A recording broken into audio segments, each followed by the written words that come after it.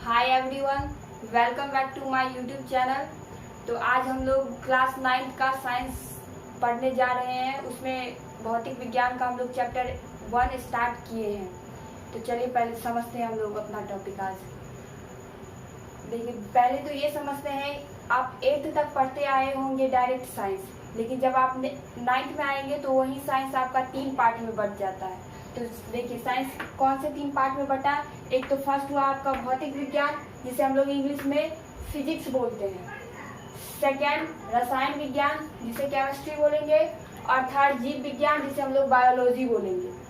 अब इसमें हम लोग भौतिक विज्ञान का चूंकि ये स्टार्ट कर रहे हैं तो समझते हैं कि भौतिक विज्ञान होता क्या है, क्योंकि आपसे पहले यही पूछा जाएगा कि बताइए भौतिक विज्ञान क्या है। तो भौतिक विज्ञान देखिए, हम लोग अपने अगल बगल में जितने भी प्रकृति का जितना भी घटना हम लोग देखते हैं, जैसे कि दिन रात का होना, धूप का निकलना, हमारा चलना, ये सब जितने भी है, किसी फल का नीचे गिरना, ये सब क्या है, जितने भी प्रकृति के नियम है, जो प्राकृतिक घटनाएं घटती है, उसके नियमों को जानना, वही आपका भौतिक विज्ञान है। तो वहां से उसका डिफिनीशन क्या निकल के आया भौतिक विज्ञान का, कि विज्ञान की वह शाखा जिसके अंतर्गत, मतलब विज्ञान के जिस शाखा में हम लोग प्रकृति के नियमों के बारे में अध्ययन करते हैं, प्रकृति के अध्ययन के बारे में नियम, जो मतलब किस नियम के कारण कोई घटना कैसे घटा, उसके बारे में जो हम लोग अध्ययन करते हैं, उसी को हम लोग क्या बोल देंगे कि वो भौतिक विज्ञान है। भौतिक विज्ञान आप लोग अब समझ चुके होंगे। अब हम लोग समझते हैं कि भौतिक राशियां क्या होती है। तो इसे हम लोग फिजिकल क्वांटिटी बोलेंगे। तो भौतिक राशियां वे राशियां होती है जिसे हम लोग माप सके। कोई भी राशि जिसे हम लोग माप सके उसे ही हम लोग भौतिक राशि बोल देंगे। अब जैसे कि आपसे हम बोले कि लंबाई, तो लंबाई क्या करते हैं, हम लोग उसको मापते हैं मीटर में कि कितना मीटर लंबा है, तो लंबाई को मापा जाता है मीटर में। तो ये आपका क्या हो गया, एक भौतिक राशि हो गया। वैसे ही आप द्रव्यमान किसी भी चीज का, जैसे कि इसी मार्कर का लीजिए, किसका लंबाई तो आप इसका मीटर में बताएंगे, और द्रव्यमान तो इसको मतलब नापेंगे, वजन करेंगे कि कितना है, तो वो क्या हो गया, वजन करना उसको, यानी कि माप रहे हैं, तो वो भी आपका एक प्रकार का क्या हो गया, भौतिक राशि। समय, अब मतलब अगर मान के चले समय, अगर आपको कहीं घर से कहीं जाना है तो क्या करते हैं आप, टाइम देखते हैं कि कितना देर में हमको पहुंचना है, तो वो जो टाइम निकालते कितना देर में हमको पहुंचना है, वो टाइम क्या हुआ आपका, वो टाइम को हम लोग मापे, तो टाइम भी आपका एक प्रकार से क्या हो गया, भौतिक राशि। अब जैसे कि ताप, किसी दिन गर्मी बहुत ज्यादा है तो हम लोग बोलते हैं कि आज गर्मी 30 डिग्री सेल्सियस है या फिर 40 डिग्री सेल्सियस है, तो वो सब क्या है, वो ताप को हम लोग मापे, तो ताप भी एक प्रकार से क्या हो गया आपका, भौतिक राशि हो गया। तो यहाँ से हम लोग आसानी से समझ सकते हैं कि कोई भी राशि, जरूरी नहीं है ये सब, कोई भी राशि जिसे हम लोग माप सके वो आपका क्या हो गया, भौतिक राशि हो गया। अब देखिए, चूंकि हम लोग जब फिजिक्स में पढ़ने जाएंगे तो राशियां तो बहुत है, लगभग में आपका राशि अगर हम काउंट करने लगे तो 700-800 से पार निकल जाएगा राशि। तो इतने के बारे में एक एक करके पढ़ना पॉसिबल नहीं है, अगर एक एक करके पढ़ने लगे तो नहीं हो पाएगा। तो इसीलिए क्या किया गया कि राशि को बांट दिया गया, भौतिक राशि को 2 भागों में बांट दिया गया। पहला, एक तो आधारी राशि, दूसरा व्युत्पन्न राशि। देखिए, एक आपका भौतिक राशि का प्रकार,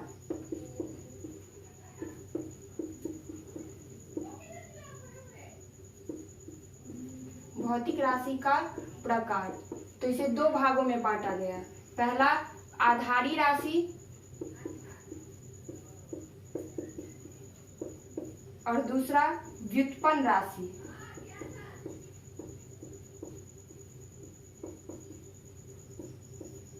इसे 2 भागों में बांटा गया। तो चूंकि हम लोग ये समझ लेते हैं कि इसे बांटने की क्यों जरूरत पड़ी। तो अभी हम आपको बता चुके थे जैसे कि राशियों की संख्या अगर हम लोग काउंट करने लगे तो 700-800 से पार निकल जाएगा। तो इतना ज्यादा को क्वांटिटी है, इसे हम लोग अलग अलग पढ़े तो बहुत ज्यादा दिक्कत हो सकती है। इसी कारण क्या हो गया, उसे बांटा गया 2 भागों में। तो क्या, किस आधार पे हम लोग बांटे। अब जैसे कि हम लोग समझ सकते हैं, लंबाई को ही लीजिए, तो लंबाई अगर हम इसका लंबाई मापे तो डायरेक्ट बोल सकते हैं कि ये जितना भी रहे 1 मीटर 2 मीटर उस हिसाब से हम लोग बोल देंगे।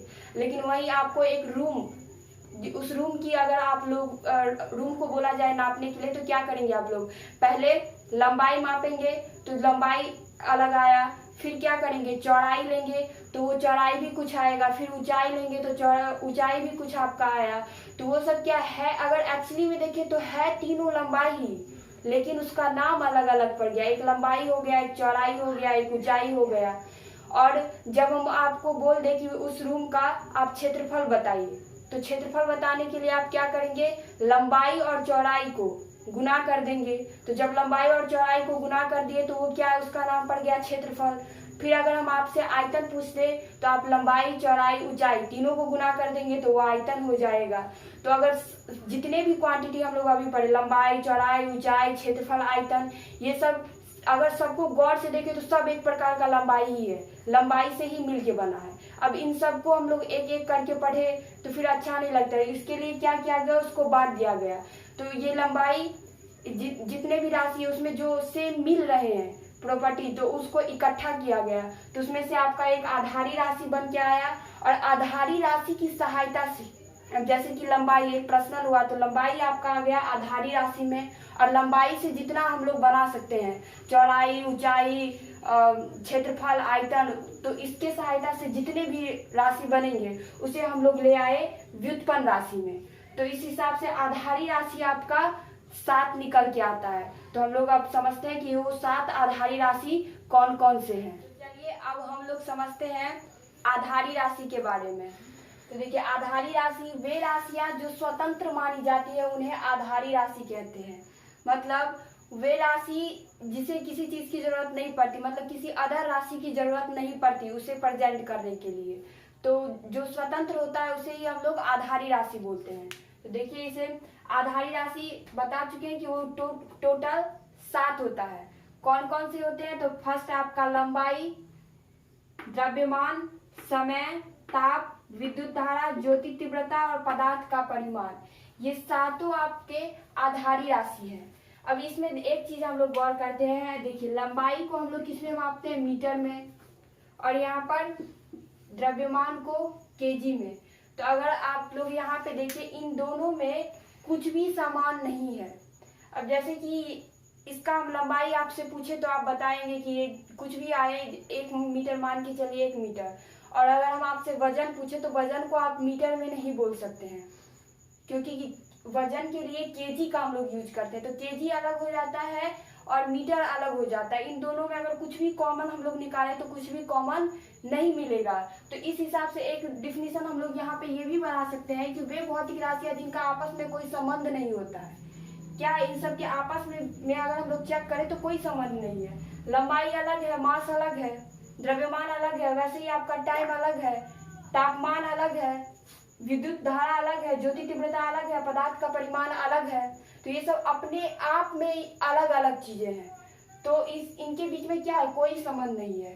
तो इस हिसाब से ये डिफिनेशन आपका बन गया कि वे भौतिक राशि जिनका आपस में कोई संबंध नहीं होता उन्हें आधारी राशि कहते हैं। एक तो यहाँ से ये डिफिनेशन समझ गए होंगे, और दूसरा ये भी कि चूंकि ये सब क्या है, आप स्वतंत्र है, इन्हें किसी अदर राशि का जरूरत नहीं होता है। अब जैसे कि वहीं पे आपको हम समझिए कि ये क्षेत्रफल का हम चर्चा करें तो क्षेत्रफल के लिए आपको लंबाई चौड़ाई 2 मात्रक का जरूरत पड़ गया, तब हम लोग क्षेत्रफल लाए। लेकिन लंबाई में कुछ ऐसा सिचुएशन है, कुछ भी ऐसा नहीं, लंबाई अकेला है।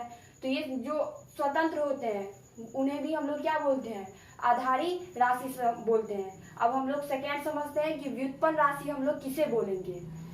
चलिए अब हम लोग व्युत्पन्न राशि के बारे में हम लोग समझते हैं कि व्युत्पन्न राशि क्या होता है। व्युत्पन्न राशि को हम लोग इंग्लिश में डेराइव्ड क्वांटिटी भी बोलते हैं। तो देखिए ये क्या होता है, वे राशियां जो आधारी राशियों के पदों में व्यक्त की जाती है, अर्थात पदों का मतलब क्या है कि आधारी राशि की सहायता से व्यक्त की जाती है, उसे ही हम लोग क्या बोल देंगे, व्युत्पन्न राशि। अब जैसे कि देखिए यहाँ पे क्षेत्रफल हम आपको बता ही चुके हैं कि क्षेत्रफल जो है उसमें ये अब क्या होता है कि लंबाई भी आता है और चौड़ाई भी आता है। तो ये देखिए ये क्या है, आपका आधारी राशि है, लंबाई और चौड़ाई भी एक तरीके से मान ले कि लंबाई के बराबर है, तो ये भी आपका क्या हो गया, एक प्रकार से आधारी राशि ही हो गया। तो क्षेत्रफल को हम लोग कैसे प्रेजेंट किए, आधारी राशि की सहायता से प्रेजेंट किए। तो जिस राशि को हम लोग आधारी राशि की सहायता से दिखाएंगे तो उसे ही हम लोग क्या बोल देंगे कि वो व्युत्पन्न राशि है। वैसे ही अगर आयतन का लीजिए तो आयतन, इसमें क्या सब आता है, लंबाई गुने चौड़ाई गुने ऊंचाई। तो देखिए इसमें अगर तीनों को देखें, ये तो लंबाई, ये भी एक प्रकार का लंबाई ही है, ये भी एक प्रकार का लंबाई ही है। तो ये तीनों लंबाई, तीनों क्या है, आधारी राशि।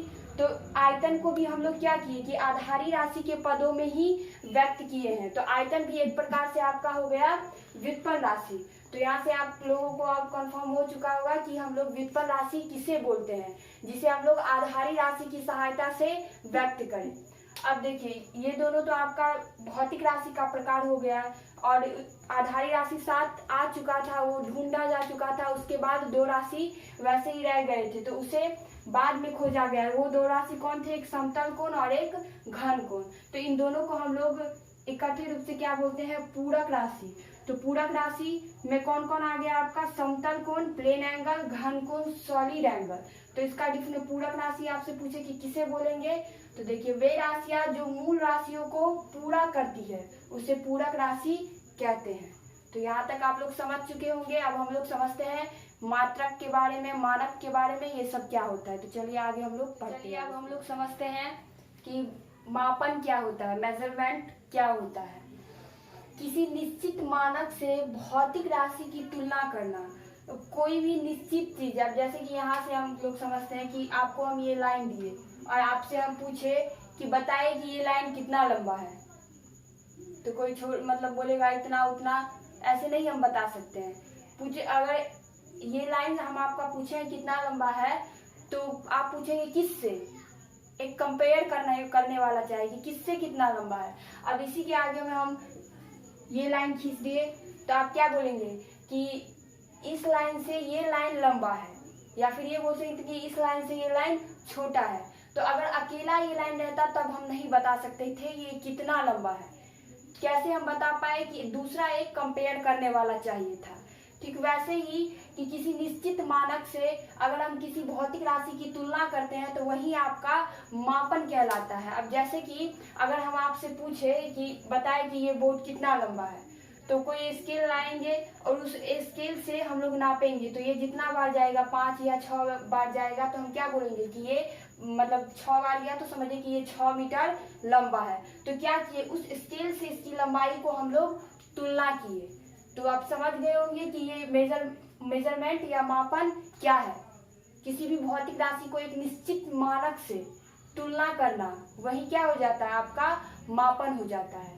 अब ये समझिए मात्रक क्या होता है, यूनिट जिसे हम लोग बोलते हैं। तो जिस निश्चित मानक से भौतिक राशि को मापा जाता है उन्हें मात्रक कहते हैं। अब देखिए जिस निश्चित मानक से, अब जैसे निश्चित मानक क्या, जैसे कि हम बोले कि मान के चले कि ये 1 मीटर लंबा है, तो ये निश्चित फिक्स है। अब इससे हम लोग इसको मापे तो ये क्या फिक्स मानक जो होता है वही आपका क्या होता है, मात्रक होता है। तो मात्रक में क्या क्या आ गया, जैसे कि मीटर, केजी, ये सब क्या है, आपका मात्रक है। अब मात्रक भी समझ चुके होंगे आप। अब हम लोग समझते हैं कि किसी राशि के परिमाण के पूर्ण विवरण के लिए किन 2 बातों का ज्ञान होना आवश्यक है।